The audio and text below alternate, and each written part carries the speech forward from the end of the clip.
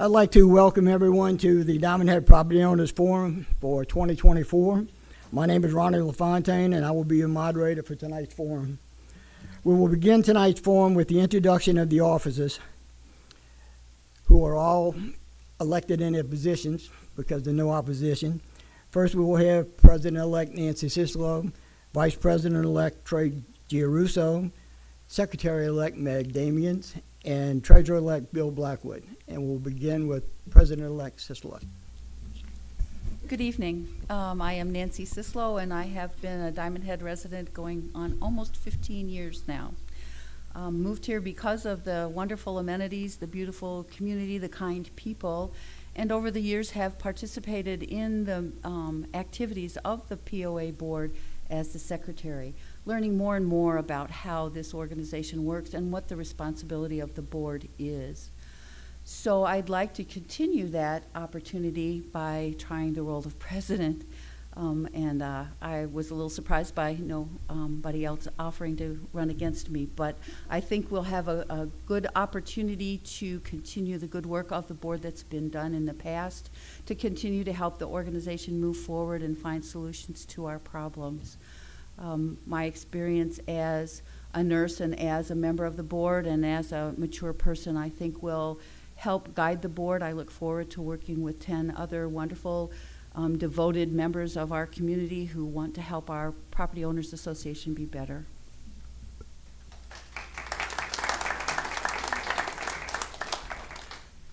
Vice President Giarrusso. Hello. As a proud member of our community, a devoted family man, I'm honored to stand before you today, or sit before you today, as a candidate for Vice President of Property Owners Association. My vision for our community is one of growth, prosperity, and unity. I firmly believe in the importance of our POA, as it serves as a backbone of our neighborhood, ensuring the well-being of our families and enhancement of our property values. One of my key priorities is to promote the development and maintenance of our golf course and amenities. These assets not only add value to our properties, but also provide opportunities for recreation and socialization for residents of all ages. Furthermore, as an owner of a successful business, I bring valuable leadership, management skills to the table. I'm committed to working closely with the board and fellow members to ensure that our POA operates effectively and efficiently. Together, we can build upon the foundation that the previous boards have laid for us, making our community better, a better place to live, work, and play. With your support, I'm confident that we can achieve great things in our neighborhood. Thank you for considering me for Vice President of our Property Owners Association.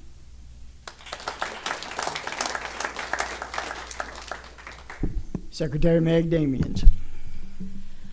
My name is Meg Damians, or Megan Damians. I'm a wife, mother, active member within our community with various organizations. I'm thrilled to announce my candidacy for a position of secretary to our esteemed Property Owners Association. With a deep-rooted passion for community development and a strong commitment to effective communication, I am confident in my ability to serve our association with utmost dedication and integrity. As a longstanding member of the community and a member of the Recreation Committee for the past 2 years, I have witnessed firsthand the importance of a well-organized and cohesive Property Owners Association. I recognize the significance of transparent and efficient communication channels, which are vital for ensuring that our voices of all property owners are heard and their concerns addressed. I have learned through the years how important it is to have our POA and our community with these amenities. It's not just golf and clubhouse. We have pools, tennis, pickleball, trails, parks, special seasonal events, activities for our youth and adults, and I choose to continue to support our POA. If elected as secretary, I will prioritize the following key areas. Communication. I will strive to establish clear and open lines of communication between the association's board, property owners, and their stakeholders. By utilizing various mediums such as newspapers, email updates, social media platforms, I will ensure that important information and updates are disseminated in a timely manner. Record keeping. Maintaining accurate records of meeting decisions and correspondence is crucial for the smooth functioning of our association. As secretary, I diligently document and achieve all relevant information, making it easily accessible to the board and property owners. Collaboration, I strongly believe in the power of collaboration and teamwork. I will work closely with the board and other association members to foster a sense of unity and cooperation. Together, we can address common challenges and strive for the betterment of our community. Transparency. Transparency is the cornerstone of a successful property owners association. I will ensure that all meetings and decisions are conducted in an open and inclusive manner. By encouraging participation and feedback from all property owners, we can foster a sense of trust and accountability within our association. My vision with being part of the Property Owners Association is to be more welcoming to our new residents, to help with questions and confusion that may occur when residents ask for clarification on certain subjects when it comes to amenities and grounds of the DHPOA. We have younger families moving here, and I want them to be able to strive and love Diamond Head as much as I have all these years. We need to continue to have more family activities and spread the word about upcoming family and adult events. I'm excited about the opportunity to contribute my skills and expertise to the role of secretary. With your support, I am confident that we can build a strong and more vibrant community. Please consider casting your vote in favor of a secretary who is committed to effective communication, collaboration, and transparency. Thank you for your time. Our treasurer-elect, Bill Blackwood. Yes, my name is Bill Blackwood. My wife and I, Patty, have been living here since 2016. 2 years ago, I was elected to the board and have functioned in various different committees and stuff. In January, we had some change in management. Our treasurer, Mr. Becker, became the president, and Ronnie James and myself have been working as the treasurer, so we have some continuity in the finance side of the business.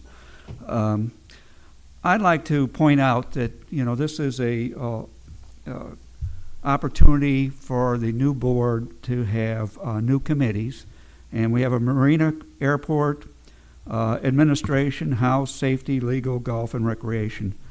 And we need the help of the individuals in this organization, the people who are not directors, to assist in making this a better place to live. So I look forward that we'll get more people to come out and volunteer for these organizations.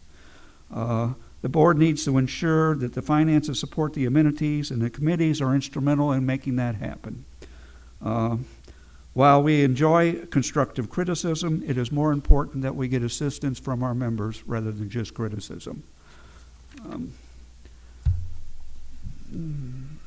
I'd like to also point out that I look back and I understand that the finances are currently strong, that we do not have any real debt, and that the past boards have done a good job of making sure that we're not in debt, and that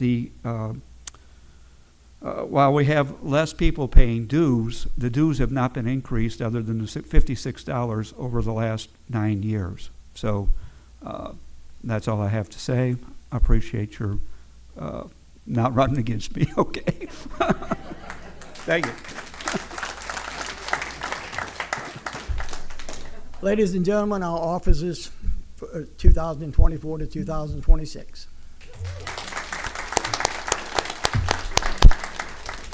Now, if you're patient with us for just a minute, we're going to swap seats and we'll have the director candidates presented next.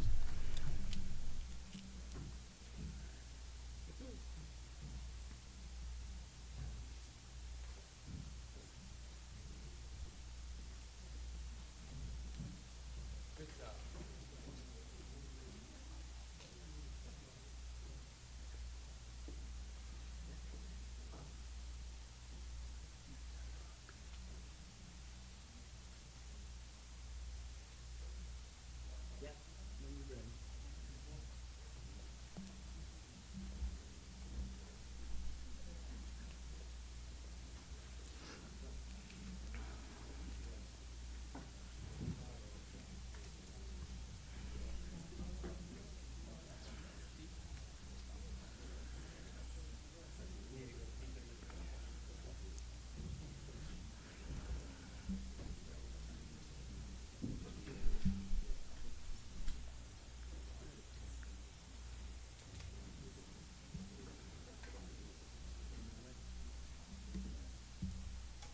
give everyone a chance to get settled.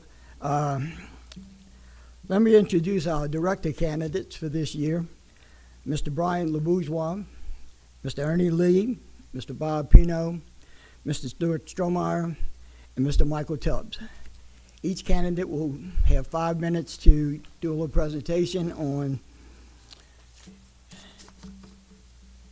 your qualifications and visions for the POA for the next 2 years, 4 years. And we'll limit it to 5 minutes each. And following the presentation, we will have a question and answer session. It will ask you a few questions that were submitted by our POA members. So we'll begin with Mr. LeBourgeois.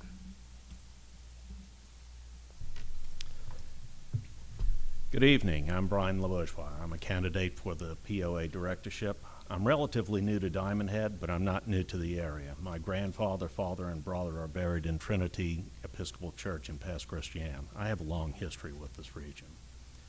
First of all, I'd like to thank the current POA officers and directors for their work over the last few years. I know this is a thankless role where you get absolutely nothing out of it, but the pleasure of knowing you're doing something good.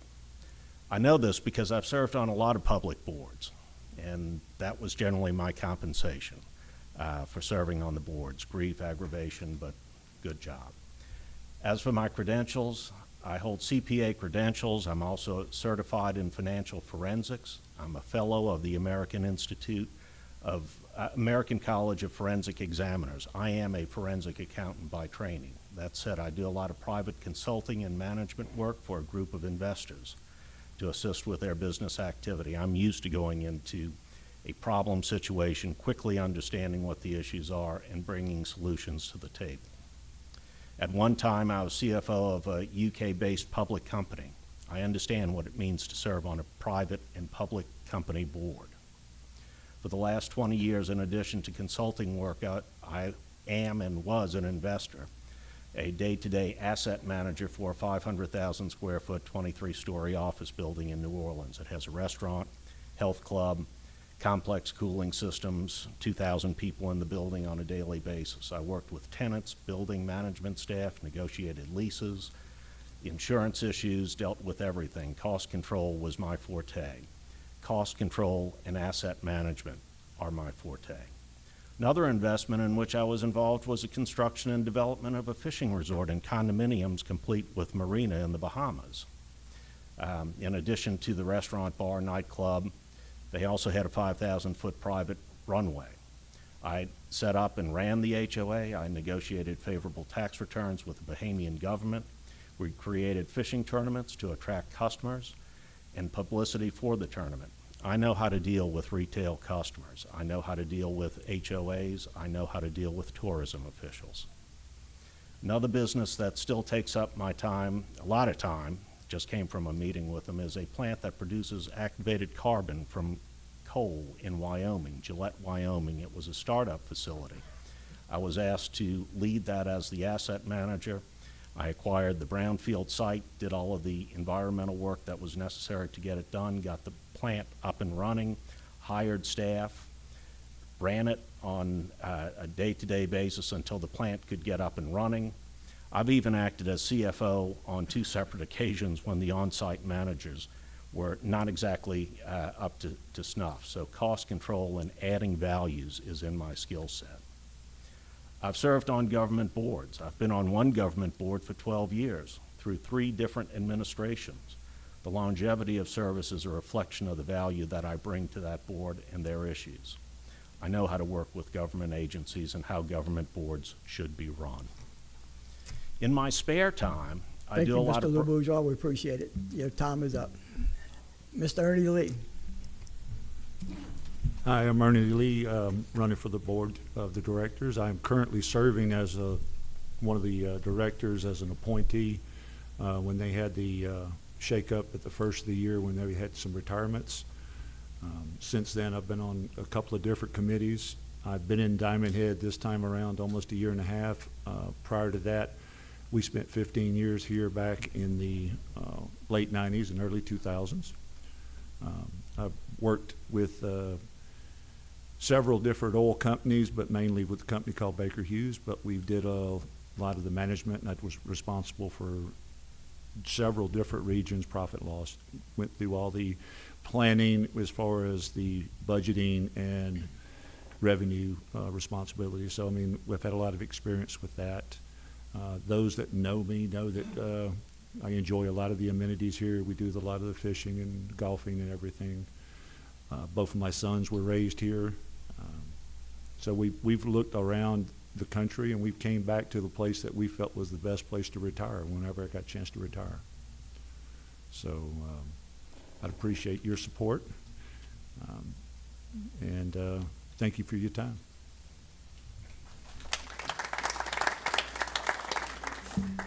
Mr. Bob Pino. Thank you. I've been here for 7 years now. My wife and I moved here from Michigan. We left Michigan, I think, for obvious reasons. They have something up there called a very long winter. We came down, and we knew that we were going to relocate down here after we retired, and we came down to the Gulf Coast, and we looked around, and we kind of wandered around a little bit, and we went to Florida and looked, didn't like it. Went to Alabama, looked, it was a little bit better, but we still didn't like it. But we came to Mississippi, and it really felt like a good place to come. The weather's nice, the people are great here, and the cost of living is, as you know, it's very, very, very good here.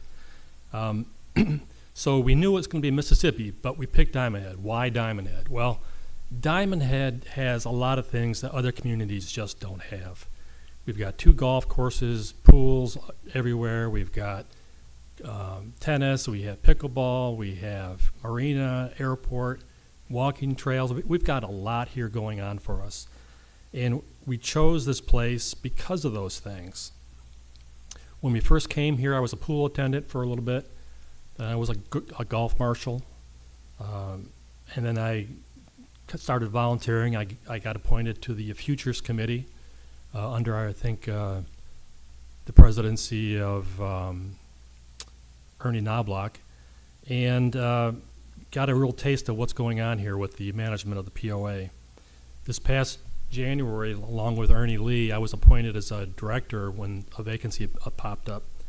And so I've been a director now since January, and I've got a good idea what's going on with the POA. And I formed, and I'm the chairman of the legal committee. By training, I'm an attorney. I was an attorney in Michigan for 30 years and partner in one of the most top Detroit law firms.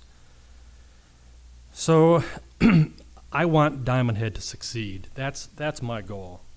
And there's a lot of things going on in this area right now. We have the US 10 work going on out there that's going to really change things. We have the city working on Noma Drive that's going to make a big change down on Noma Drive and connecting back up to the south side. Even Buc-ee's going in on Manja Avenue is going to have a trickle-down effect to this area, and I think it's all going to be positive. So with all these positive things going on in the area, we need to stay positive. We need to keep this place moving forward, not backwards. It's got to move forward. You know, a POA in Florida, you might pay on average $300 a month for no amenities. If you have amenities like golf courses and pools in Florida, you're going to be paying $800, $900 a month in amenities. It's $56 a month here. Very reasonable POA dues for what you're getting here. And even if you don't use all the amenities, they add to your property value. I golf and I play an occasional game of tennis or pickleball, but I'm not a member of tennis, I'm not a member of the pickleball, and I'm not, I don't have a boat at the marina, or I don't have an airplane at the airport. But I'm glad those things are here, and because those things are going to make this place a better place. And even if you don't use them or don't use all of them, you're going to have a better property value for your home. And when you go to sell your home someday, heaven forbid, you're going to have a buyer who probably will be here because of those things. We are now in a different area with the POA, with the expiring covenants. And if your covenants have expired and you're continuing to pay, I say thank you. That's a very important thing to do. It's now more challenging than ever to have this place run and run efficiently. And that's my goal. My goals are to increase membership. My goal is to improve on the management of the POA and the provision of services to the members. And I'm hoping with your support, we can continue to make this place a growing, positive community. And I ask for your vote. I ask for your support. Thank you.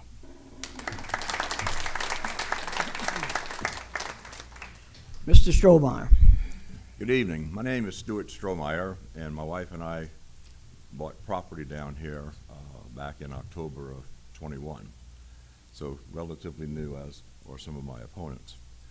I first got involved with board work back in the late 1980s. We lived in Houston, got involved with the Sage Glen Homeowners Association. Homeowners associations in Texas are a little more strict and stringent than they are here in Mississippi, and in as much as homeowners over there, the HOAs, have all kind of power invested into them by the state.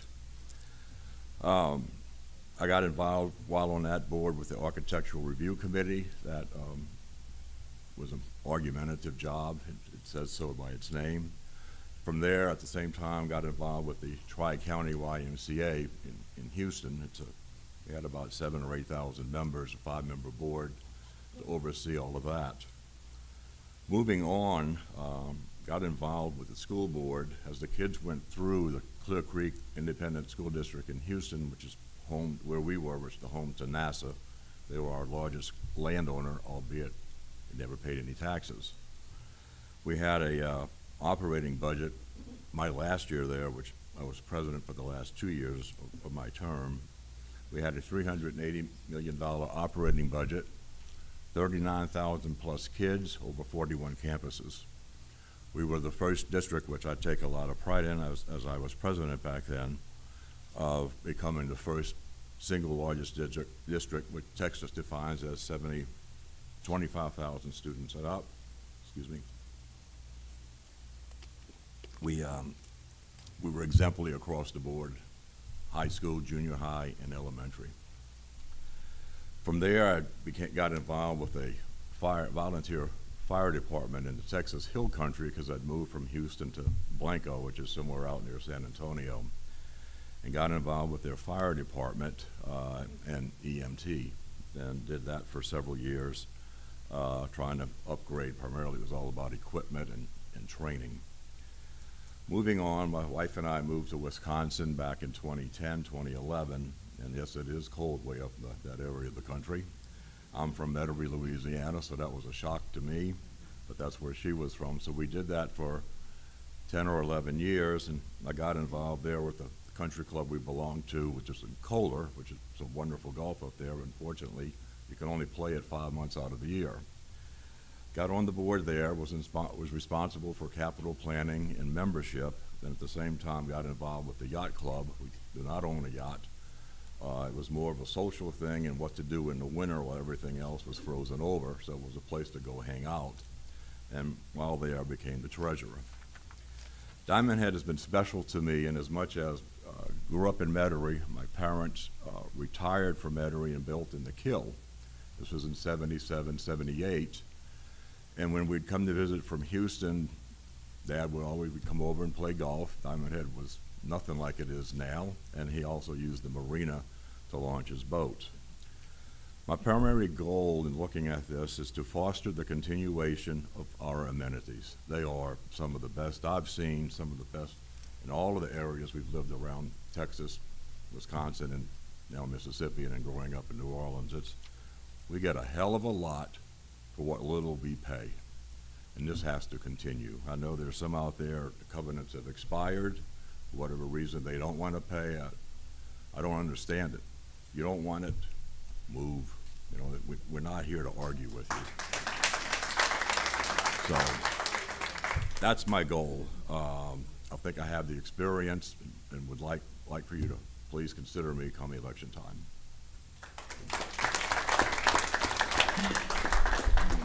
Mr. Tubbs. Hey, good afternoon, everybody. Thank you for being here.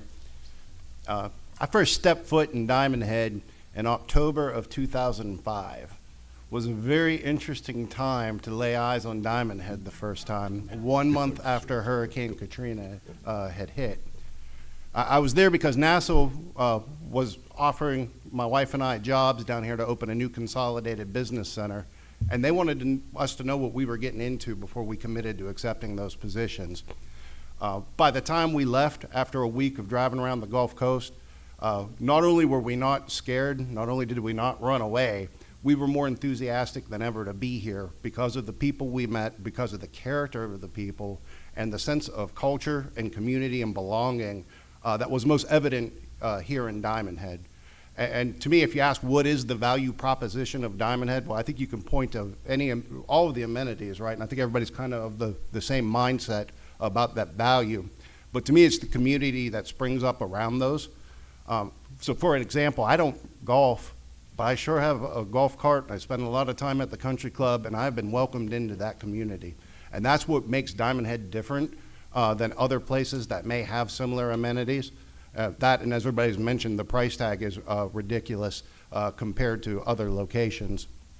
And so this great love that I have and this desire to preserve what we have is the reason that I offer up my service to you this election cycle.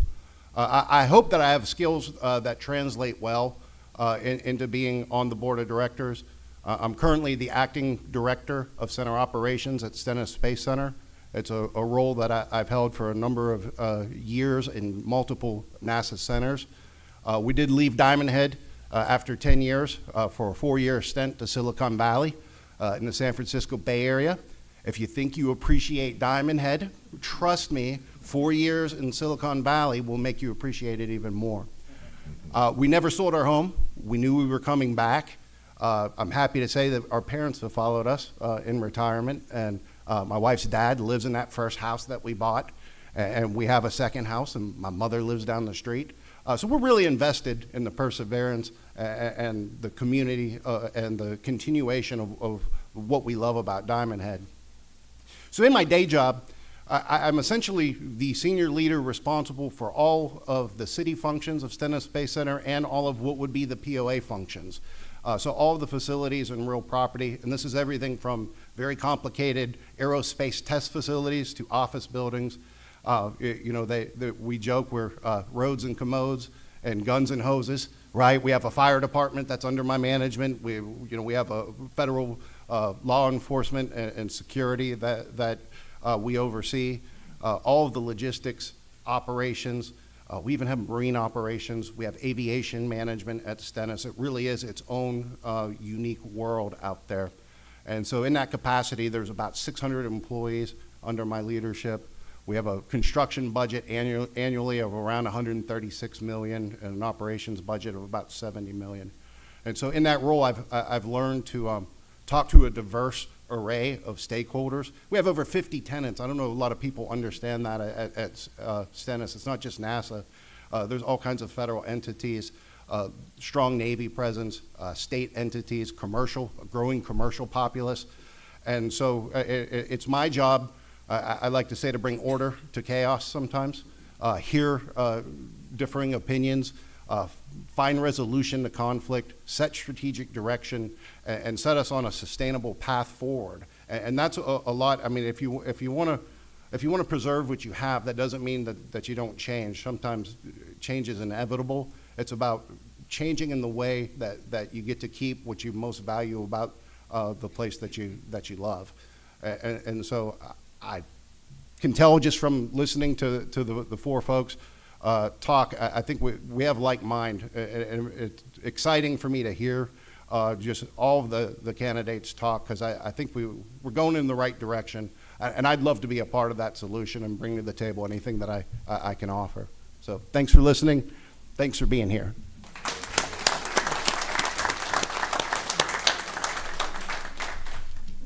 Thank each and every one of you. Now we come to the portion where we have the question and answer session. These questions were submitted by our membership, and I appreciate their taking the time to construct us a few questions. What we will do, we'll go in alphabetical order. Each candidate will have the opportunity to answer the question, and each candidate will also have the opportunity to go first to answer a question. And we'll begin with Mr. LeBourgeois. And I will try to randomly pick out something here.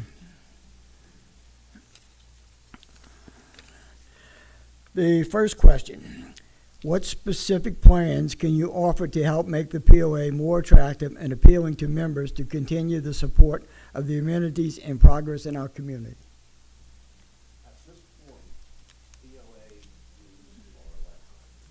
Might have to speak up just a little bit, they can't hear you. At this point, POA dues are basically elective. We need to increase the participation of the people. As far as amenities go, what we need to do is market this $10 million business like a true $10 million business. Market it to the people, market the amenities, invite other people to join. Why can't we have an alliance with various other social clubs in the area? The Grand Club in Gulfport, the GYA Yacht Clubs, reciprocal privileges. That's what I suggest. Mr. Lee, I forgot to say, we limited to 3 minutes for your answers, okay? Mr. Lee. There's a lot of people, like you say, that's going to be, responsible for this POA. That's going to be, forever. That's going to be paying dues, and they're actually going to be wanting to maintain the membership at where it's at now. There's different ways we could look at incentivizing people to actually come back in, get the covenants reinstalled, or maybe get their house. Maybe they would be willing to allow us to write it back into the covenants for those individuals who want to sign back up. A lot of people that are where their areas, what I'm trying to explain, not very eloquently, I'm sorry, is that a lot of people that are having their covenants expire, they still want to be part of this organization. All they have to do is continue to pay their dues, but we do need to find some way to actually legally bind them back to the covenants somehow, if they're willing to do that. And I think that would help make it more stable as far as the group. That's one thing that it's more predictable. We want to be able to predict what kind of revenue this group would have over the year, and I think that would help. Mr. Pino. Well, to make the POA more attractive to people, I guess the real question is, as Ernie was saying, that you make it more attractive to the people who currently are not a member, currently are not bound by their covenants to be members. It comes down to some pretty basic things. You have to make the dues attractive, which I think they are attractive, but you can't, I'm very against raising dues. I think that would be a bad path to go down. So you have to keep the dues in an attractive level. You have to keep the organization run at a professional level, transparently, so people understand what's going on, understand decisions when they're made, understand why things are the way they are. And you have to keep the amenities in an appropriate condition. And I think right now the amenities are being kept in a very, very good condition. But those three things, keep the price tag good, keep the organization humming along and transparent like it should be, and keep the amenities in a good condition, I think we'll get you there. Thank you. Mr. Strohmeyer. I think we need to, I think the price is right for what we get, although if it could be stretched a little bit more, I think that would be better, but no one likes price increases. I'd like to find out from those who are so negative, and then I've seen some of the emails, people have even asked me since I put my name in the hat, why are you doing this? Why do you want to continue? Well, what about when you bought here, whenever, I'm sure you paid dues at some time or another. Your covenant may have expired, but if you choose not to pay, what about everybody else who is and basically supporting you? And think about our property values. This whole place as a whole increases your property value, not singularly, but as a group or as a community. And what is it that attracted you here? Maybe ask these people, why did you move here in the first place? It wasn't, if you wanted to move to a suburb, go somewhere else. Go to Bay St. Louis, Gulfport, Biloxi, Long Beach. They don't have what we have. And I would want to thank everybody who's continuing to pay, whose covenant has expired, and find out from those who choose not to, why not? That would be what I would like to look into. Okay, Mr. Tubbs. I think a significant percentage of the attention needs to be paid on the growing population and the folks who are not yet Diamond Head residents. And I think we need to have a strategic approach for how we communicate the value of the POA to those folks as they come in. I'm all for any strategy that would welcome home folks who haven't previously seen the value of paying their dues. At the same time, I've seen the emotions, be it on Facebook or other places, and there's just the reality is you're probably not going to win over everybody. And so I'd rather spend more energy on the people who are new to Diamond Head and getting them on board as they come in. In terms of specific plans, I think one asset that we have in a lot of areas is space, and I'm not entirely sure that we utilize our space to its greatest potential. And so one example that I'd give you, just looking through the financials, the retail that we have from the Country Club gift shop and golf shop there has been very, very successful over the years, right? So there's an obvious need for people in Diamond Head who are in that area to spend money on merchandise.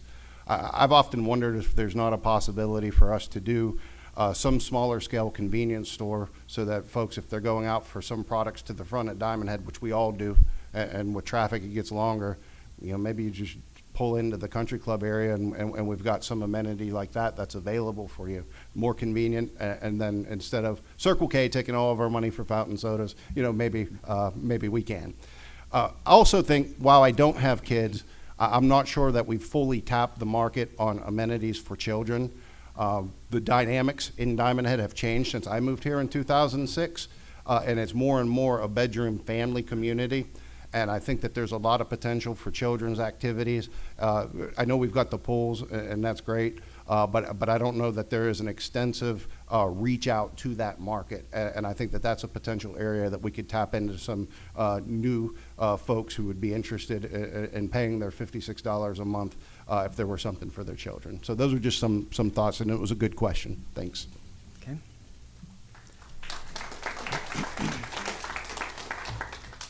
Okay, our next question, and this one will be started with Mr. Ernie Lee. Golf members pay an annual trail fee to use the golf course.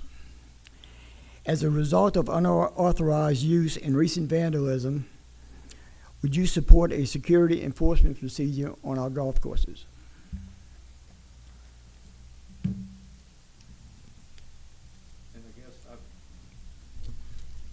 The short answer, yes. How you would implement it would be something that would be very, would have to be, had to be researched, because obviously we've had that before. You've tried cameras, we've tried different things. But I do agree that if you're riding on the golf course in a golf cart, you should be paying trail fees. So that's the short answer. I don't have anything other than that. I mean, because if it's vandalism we're trying to cure, then yes, we got to find some way to actually monitor who's on the course and what their activities are. Mr. Pino? Well, there's two parts to that question. One on the trail fees. I agree that if you're not a member in good standing, you shouldn't be on the trails, plain and simple. But the security question, I don't know how you do that. I mean, security would be a great thing to do. This is a pretty vast area. There's ways to get on and off that cart path from any different direction. I don't know how you ever set up a security system that would be working properly and that wouldn't cost you 2 arms and 2 legs. But I can tell you this, back when I was a marshal, the best security we had was people would call in, hey, I'm on number 3 and there's someone driving on the too close to the green, and we would run out there and check into it. So I think in terms of how do you provide security to the trails and along the trails, is the homeowners, the people who live out there. If you see something, give somebody a call and report it, and we'll get someone out there to check into it. But absent that, I don't know how else you do it. Mr. Strohmeyer? Yeah, the trail fee, I have no issues with at all. I think it's a just fee, and like what my opponent is saying, if you're not in good standing, then you probably shouldn't be out there. But unless you've paid that. Security. I think he hit it. We have the best security in the whole system. I work part-time in the cart barn, and there's not a day goes by when I don't hear a call from the pro shop because the marshals may be tied up. We've got kids playing soccer on hole whatever. Or we have kids, actually, 2 weeks ago, kids were playing baseball on a Monday on one of the courses that was closed for maintenance. So we get out there and we go look, and it's the community who phones this in. And I think that's the greatest resource we have for those who are along the fairways or the tee boxes or the greens, is to call it into the pro shop, and action will be taken. And we move. We're kind of old, but we move swiftly with these carts and try to stop it. The overnight stuff, that's a different story. If our community can be more vigilant at night, I know a lot of this is very late at night, but you still hear some racket every now and then, aside from the noise off I-10, which soon will be gone with the wall we're finally getting. But I would say to the community, thanks, and please keep it up and report it as you see it. Yeah. Okay. Mr. Tubbs?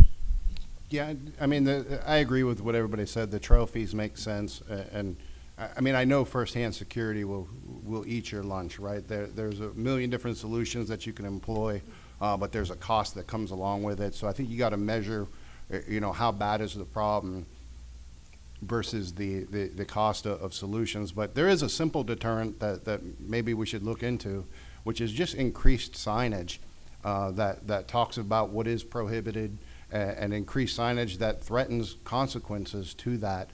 Sometimes that deterrent is effective.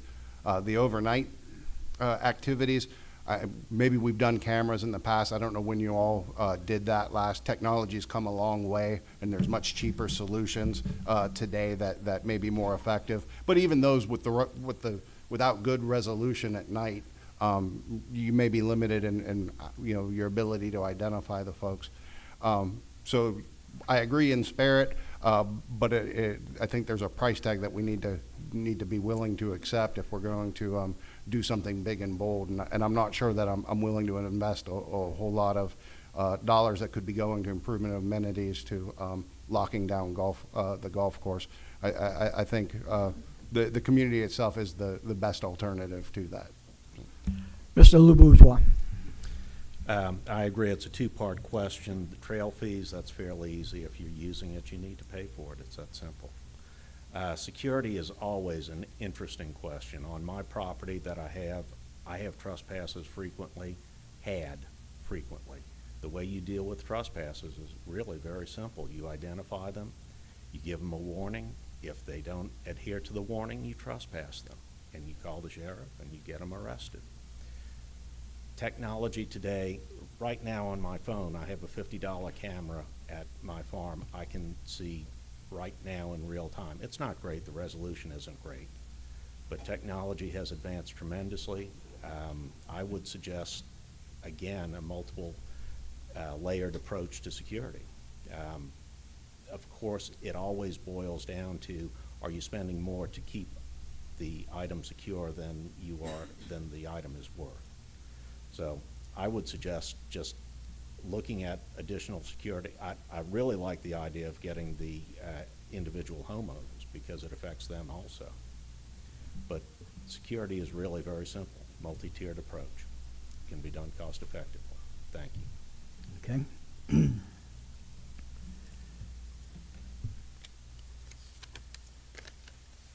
Our next question is, how long have you owned property in Diamond Head?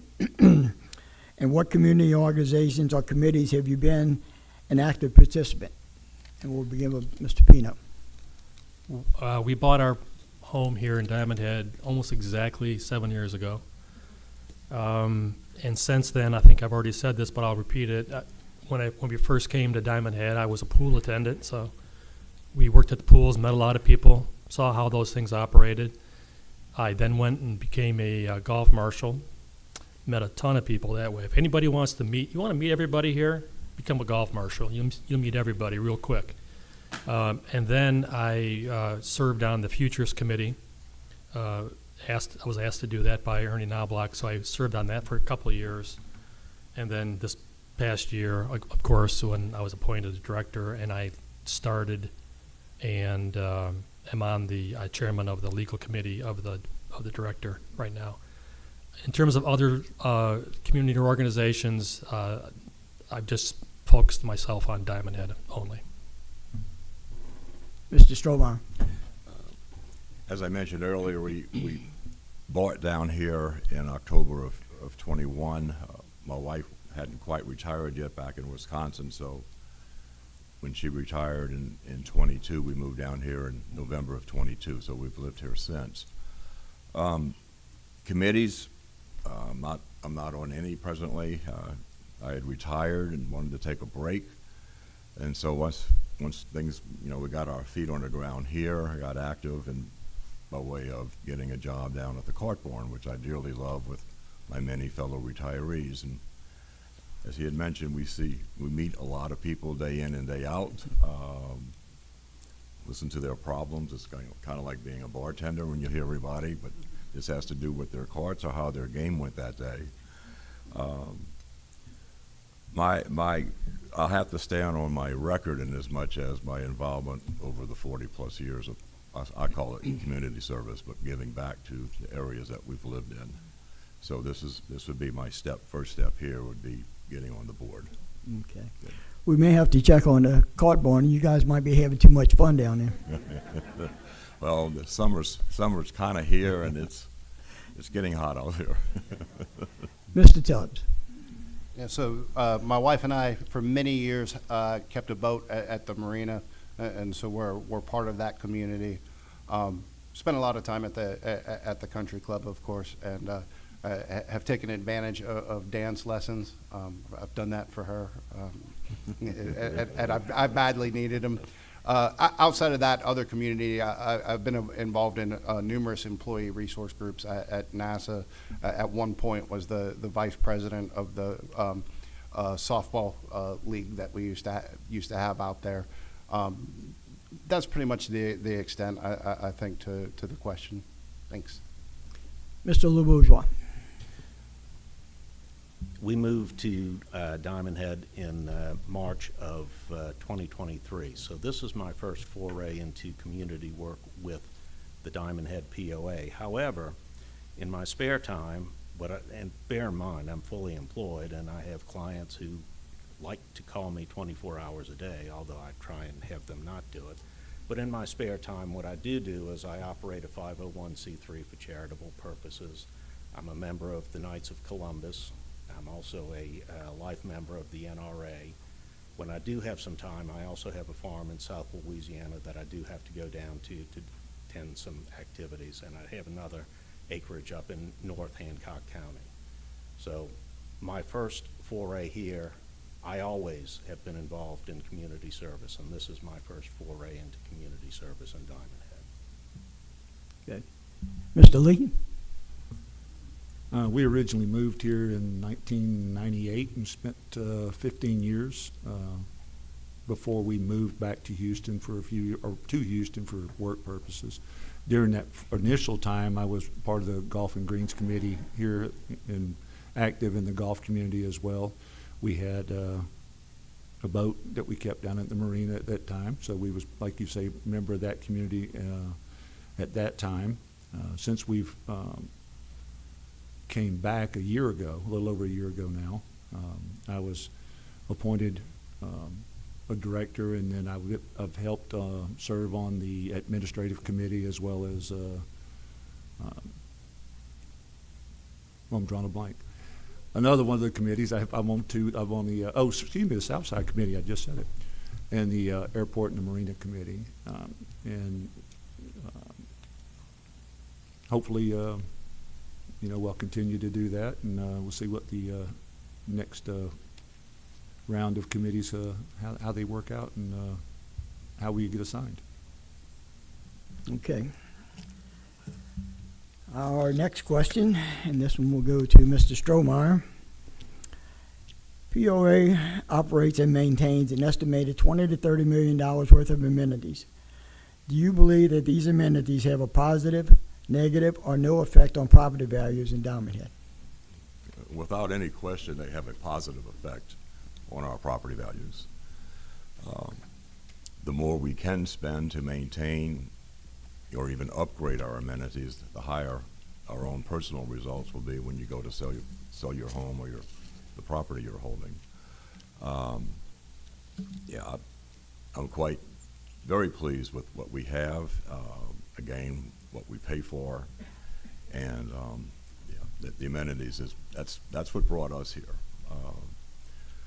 Originally, when we were in Wisconsin, I always known I wanted to come back this way to retire, but we were looking on the North Shore.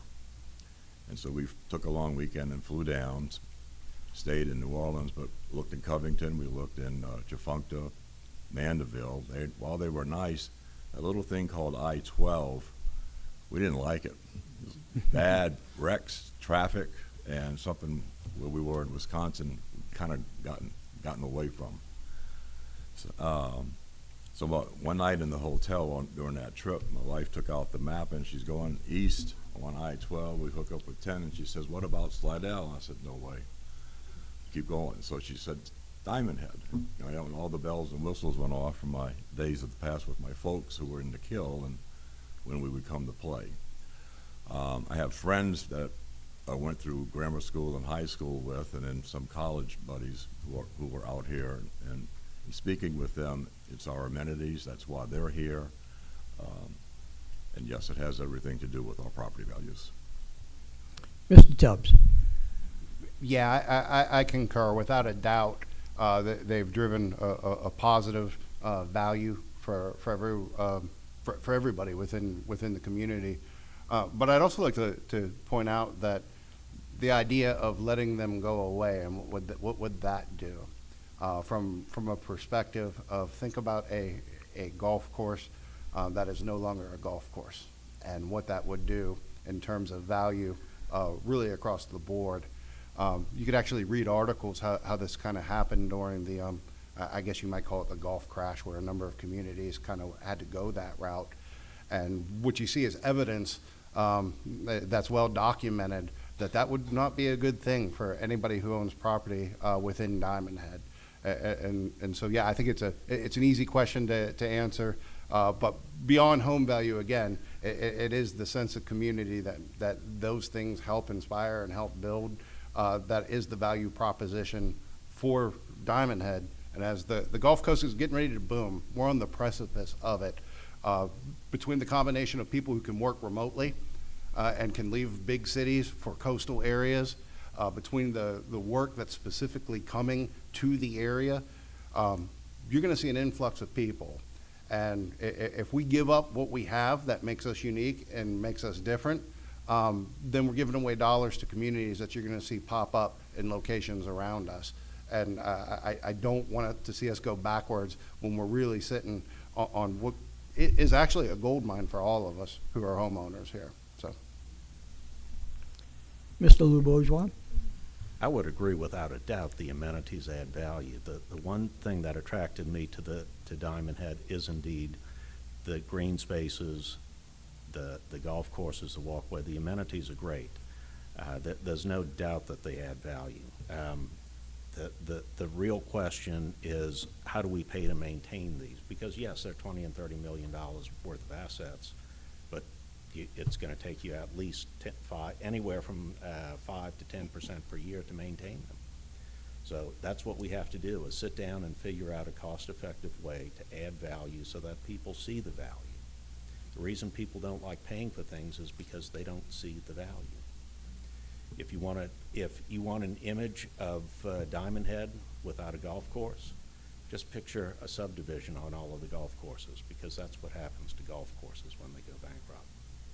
So yes, they do add value, and they're useful. Thank you. Mr. Lee? Once again, I got to agree. I mean, these amenities that we have, they add so much value that, in a lot of the intangibles that you'll never be able to measure, just people getting there, drawing attention to the area and then coming into the area. Maybe they're not golfers, maybe they're not boaters, or maybe they're not pilots, but I mean, they want to be in this area because it's possibly one of the fastest growing areas on the Gulf Coast still.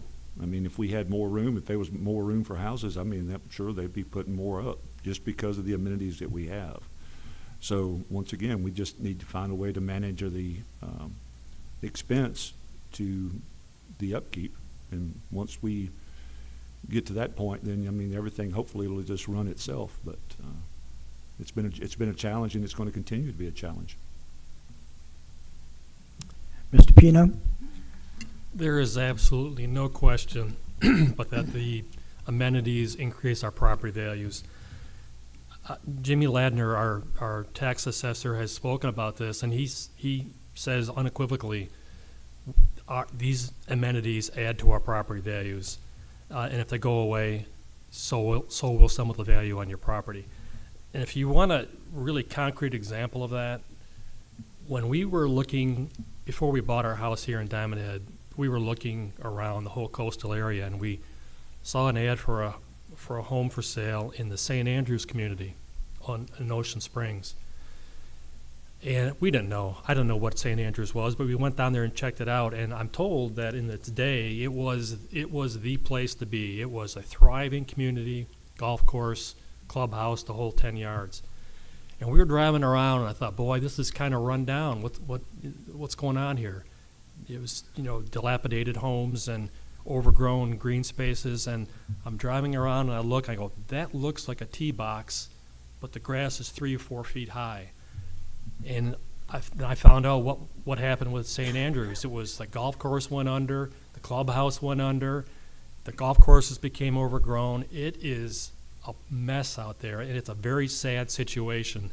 Anybody who wonders what this place will be, if the golf courses and the tennis courts and the pools and the marina and everything else goes away, go take a drive out to Ocean Springs and look. You won't like what you see. We need to keep those amenities strong so that our property values stay strong, so that there's a reason why people want to live here.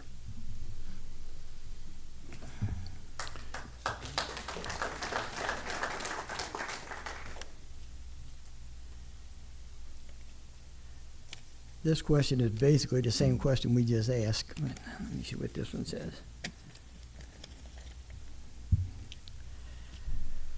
This one will be for Mr. Tubbs.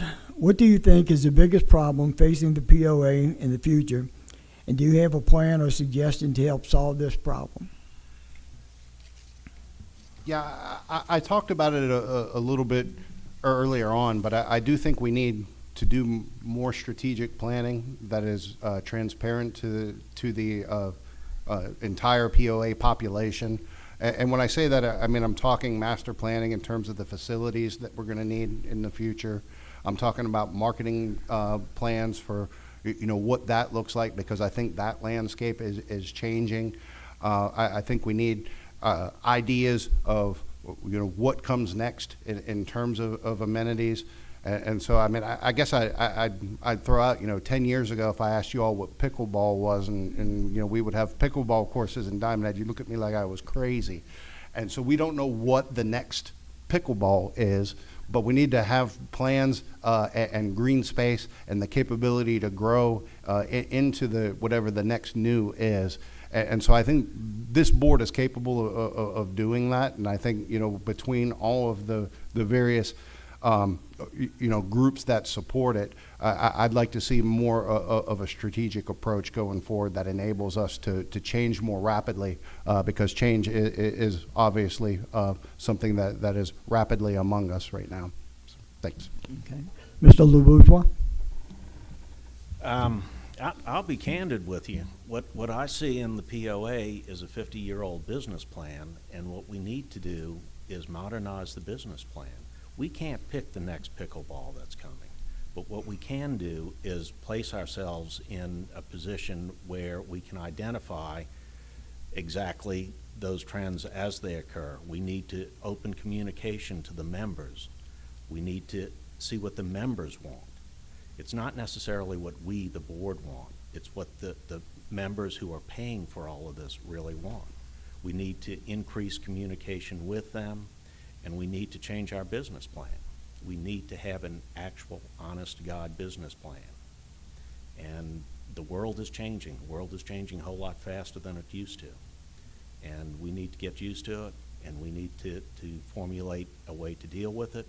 And one of that is by going out to our members and asking them what they want to do and draw them in for creative. Yes, we will get criticism. Yes, we will get people who complain. You can't please everybody. But we have to listen to them, and we have to see what they want. That's my thoughts on the matter. Mr. Lee?